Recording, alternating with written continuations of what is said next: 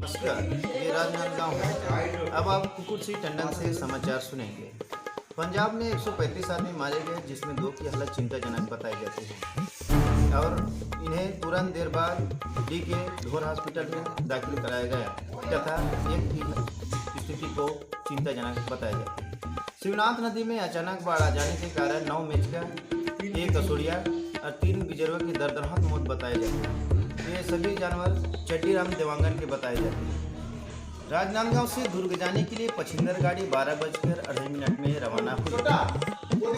रसवाड़ा station के पास एक मारखंडा गोल्डर ने अपने दोनों सिंगों से उड़ेल दिया। गाड़ी के ड्राइवर चड्डीराम देवांगन ने हैंडल को नहीं संभाल पाया तथा गाड़ी के सभी डिब्बे लुड़ुंग ढुलते हुए भरकम झपा गया। इसमें कोई हताहत तो नहीं हुआ, लेकिन एक मच्छर की दर्दनाक मौत हो गई। इसके लिए पंडवानी की गायिका श्रीमती त्रिपटी बाई ने बहुत दुख व्यक्त की एवं मृतक के परिवार वालों को 2 चप्पल देने की घोषणा की। अंत में मौसम के बारे में जानकारी देखते हैं एक ब्रेक के बाद।